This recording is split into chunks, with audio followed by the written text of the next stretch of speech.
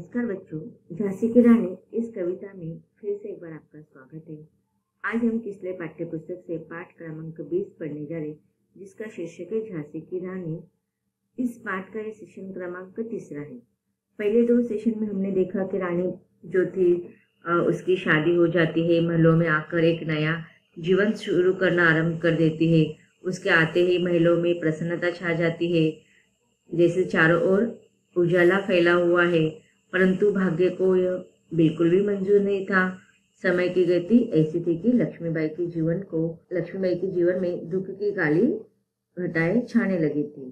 रानी के पति अर्थात गंगाधर राव के अनायासी मृत्यु हो गई थी और इस प्रकार रानी विधवा हो जाती है। शस्त्र चलाने वाले हाथों में अब अधिक समय तक चूड़ियों ने साथ नहीं दी, चूड़ियां टिक न पाई। लक्ष्मीबाई को दुख देने में नसीब ने या विधाता ने भी जरा भी उनकी तरफ दया की भावना न रखी। राजा इस प्रकार निसंतान ही मर जाती है और रानी लक्ष्मीबाई झांसी को देखकर रानी लक्ष्मीबाई और भी शोक में डूब जाती है। अब आगे देखते हैं कविता में रानी लक्ष्मीबाई इनके बलिदान और वीरता का वर्णन कवित्री ने कैसे किया। चलिए सब लोग जल्दी से पाठ्य पुस्तक निकालेंगे। पाठ्य पुस्तक के द्वारा कविता के अगले पंक्तियों को हम विस्तार से समझेंगे। कविता के अगली पंक्तियों में कवित्री कहती कि बुझा दीप झांसी का तब डल हो जी मन में हर्ष आया, राज्य हड़प करने का उसने यह अच्छा अवसर पाया। फौरन फौजे भेज दुर्ग पर अपना झंडा फहराया, लावारिस के अवारिस बनकर ब्रिटिश राज्य झांसी आया। अश्रुपूर्ण रानी ने देखा झांसी हुई वीरानी थी, बूंदेले हर बोलो के मुंह हमने सुनी कहानी थी। खूब लड़ी मर्दानी वह तो झांसी वाली रानी थी। अब देखिए कविता के अगले पंक्तियों में कवित्री कहती है कि दीप बुझा दीप झांसी का, अर्थात झांसी का दीपक अर्थात झांसी का राजा, इनकी मृत्यु हो गई थी। मृत्यु होना। हर्षाया, हर्षाना अर्थात प्रसन्न होना। राज्य हड़प करने का उसने अच्छा अवसर पाया था। फौरन फौजे भेज दुर्ग पर, दुर्ग अर्थात किला, उसने अपना झंडा फहराया। लावारिस जिसका कोई उत्तराधिकारी नहीं होता है, वारिस जिसे हम उत्तराधिकारी कहते हैं। अश्रुपूर्ण रानी ने देखा झांसी हुई वीरानी, वीरानी का अर्थ क्या है? निर्जन वीरान। तो अब प्रस्तुत पंक्तियों में कवित्री लक्ष्मीबाई की वीरता का वर्णन करते हुए कहती है कि झांसी के राजा गंगाधर राव की मृत्यु होने पर झांसी का दीपक बुझ गया, अर्थात चारों ओर निराशा के बादल छा गए। और लेकिन इस समाचार से लॉर्ड डलहौजी बहुत प्रसन्नित हो उठा, हर्षित हो उठा, क्योंकि अंग्रेजी सरकार का यह उस समय नियम था कि यदि कोई भी राजा बिना वारिस के उस राज्य का राजा अगर मर जाएगा तो उस राज्य सत्ता पर अंग्रेजों की शासन हुकूमत शुरू हो जाएगी।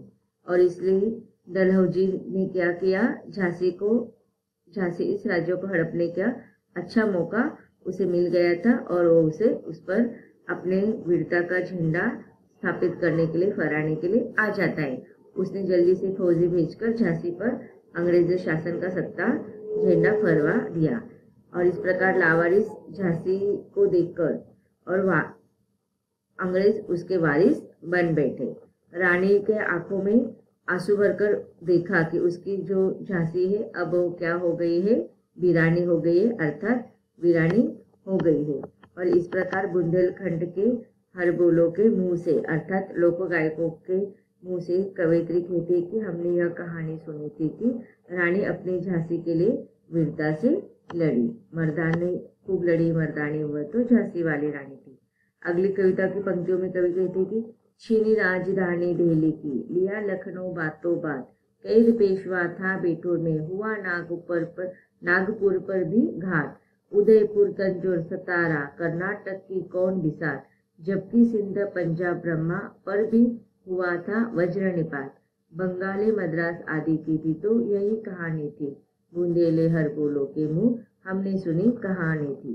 अब देखिए अगली कविता की पंक्तियों में कवि कहते हैं कि जैसे ही रानी लक्ष्मीबाई विधवा हो गई तो लाल डलहौजी उस पर अर्थात झांसी पर कब्जा करने के लिए आ गया। रानी ने उससे बहुत ही विनती की, प्रार्थना की, पर उस पर उसका कोई भी असर नहीं हुआ। बातों बातों में लखनऊ भी उसने, तो इस प्रकार देखो उसने डलहौजी पर या अंग्रेजों सरकार पर किसी भी प्रकार का असर न हुआ। अंग्रेजों का व्यवहार विचित्र था। वे भारत में तो व्यापार करने के हेतु से आए थे, लेकिन धीरे धीरे उन्होंने अपनी भारत पर सत्ता संभाल लिया था। लॉर्ड डलहौजी जो अंग्रेजी सरकार का प्रतिनिधि बनकर भारत में आया था, वह तो बहुत दुष्ट था। धीरे धीरे उसने इस प्रकार अंग्रेजी शासन का सत्ता का विस्तार कर लिया था कि पूरे भारत पर ही वह कब्जा करता चला गया। बड़े बड़े राजा और नवाबों को भी उसने ठोकर मार दी। रानी दासी बन गई और दासी महारानी, अर्थात यहाँ पर जो राजा थे वो क्या हो गए, दास बन गए। और जो दास अर्थात कौन थे, अंग्रेज हमारे तो दासी ही थे ना, लेकिन वो यहाँ पर आकर व्यापार करने के बहाने आ गए और शासक बनते चले गए, तो अर्थात दासी महारानी बन गई। और इस प्रकार कवि कहते हैं कि बुंदेलखंडों के द्वारा लोक गायकों के द्वारा उन्होंने वीरता की कहानी लक्ष्मीबाई की सुनी थी। अब देखिए अंग्रेज ने पूरे भारत पर धीरे धीरे कब्जा करते जा रहे थे। चीनी राजधानी दिल्ली की, अब दिल्ली जो उस समय की और आज भी देखते हैं हमारे देश की जो राजधानी है दिल्ली, उस पर भी उन्होंने आक्रमण कर लिया। धीरे धीरे उस पर अपना अधिकार जमा लिया और बातों बातों में भी लखनऊ को भी उसने हत्या लिया। कैद पेशवा था बिठूर में पेशवा को उन्होंने कैद कर लिए। नागपुर पर भी उन्होंने हमला कर दिया, हुआ नागपुर पर घात। उसके बाद एक एक करके वे सारे प्रांत पर आक्रमण करने लगे। उदयपुर, तंजौर, सातारा, कर्नाटक, इन सब पर उन्होंने हक जमाना आरंभ कर दिया। और इस प्रकार उन्होंने सिंध प्रांत, पंजाब, ब्रह्मपुत्र पर भी वज्रपात कर दिया, अर्थात उसे भी उन सारे प्रांतों को आक्रमण के द्वारा अपने अधीनस्थ कर लिया। बंगाल, मद्रास आदि की भी तो वही कहानी थी। बंगाल, मद्रास आदि पर भी उन्होंने ऐसे ही झूठा बोलबाल करके बातों बातों में आक्रमण कर दिया और धीरे धीरे अंग्रेज पूरे भारत पर कब्जा करते चले गए। और इस प्रकार यह सारी कहानी बुंदेलखंडों के लोक गायकों के द्वारा कवयित्री कहती है कि उन्होंने मर्दानी महालक्ष्मी की कहानी सुनी थी और रानी लक्ष्मीबाई पुरुषों की भांति वीरता से अंग्रेजों से लड़ रही थी। कविता की अगली पंक्तियों में कवित्री कहती कि इनकी गाथा छोड़ चले हम झांसी के मैदानों में, जहाँ खड़ी है लक्ष्मीबाई मर्द बनी मर्दानों में। लेफ्टिनेंट ऑकर आ पहुंचा, आगे बढ़ा जवानों में। रानी ने तलवार खींच ली, हुआ द्वंद आसमानों में। जख्मी होकर वॉकर भागा, उसे अजब हैरानी थी। बूंदे लहर बोलो के मुंह, हमने सुनी कहानी थी। खूब लड़ी मर्दानी, वह तो झांसी वाली रानी थी। अब देखिए गंगाधर की मृत्यु के पश्चात जनरल डलहौजी ने दामोदर राव को झांसी का उत्तराधिकारी मानने से इनकार कर दिया, तो रानी लक्ष्मीबाई वह कैसे सहन कर पाती। उन्होंने अंग्रेजों के विरुद्ध में युद्ध का बिगुल बजा दिया, शंखनाद किया और घोषणा कर दी कि मैं अपनी झांसी नहीं दूंगी। तो इस प्रकार 57 में प्रथम स्वतंत्रता संग्राम की शुरुआत हो गई। रानी लक्ष्मीबाई के द्वारा यह आंदोलन की शुरुआत हुई थी। यह स्वतंत्रता की आग फिर पूरे देश में धधक उठी। रानी ने ईंट का आवाज पत्थर से दिया, पूरे देश में के सैनिक भी जागरूक हो गए, युद्ध का शंखनाद किया, अंग्रेजों के पैर फिर उखड़ने लगे।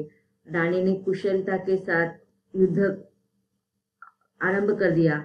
इस प्रकार इनकी गाथा छोड़ चले हम झांसी के मैदानों में, तो झांसी के युद्ध मैदान में आ गई, जहां पर खड़ी लक्ष्मीबाई वीरता के साथ मर्दों के समान युद्ध कर रही थी। लेफ्टिनेंट ऑकर के साथ उसका युद्ध शुरू हुआ था। पूरे जवानों में वो आगे बढ़ा, लेकिन रानी ने उसकी तलवार खींच ली और इस प्रकार द्वंद आसमानों में हुआ। आसमानों में उनके युद्ध का शंखनाद होने लगा और ऑकर भी लेफ्टिनेंट ऑकर भी जख्मी हो गया और इस प्रकार उसके युद्ध का रूप देखकर, उसका वीरांगना का रूप देखकर वह हैरान हो गया। और बूंदे लहर भूलों के मुंह, हमने सुनी यह कहानी थी। रानी बढ़ी कालपी आई, कर 100 मील निरंतर पार, घोड़ा टक्कर। कविता के अगली पंक्तियों में कवित्री कहती कि रानी बढ़ी कालपी आई, कर 100 मील निरंतर पार। घोड़ा थककर गिरा भूमि पर, गया स्वर्ग तत्काल सीधा।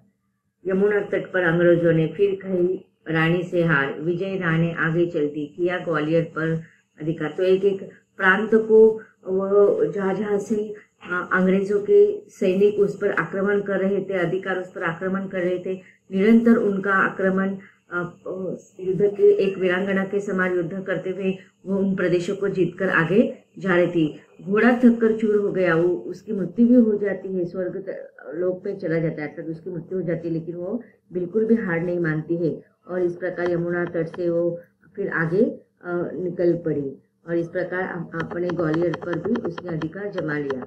अंग्रेजों के फिर मित्र सिंधिया ने छोड़ी राजधानी थी। तो इस प्रकार अंग्रेजों के द्वारा जो सिंधु प्रदेश पर और दूसरे प्रांत पर जो आक्रमण कर दिया था, एक एक राजधानी उसने जो अंग्रेजों ने अपने अंदर काबिज कर लिया था उसको वह छुड़ाकर आगे बढ़ने लगी।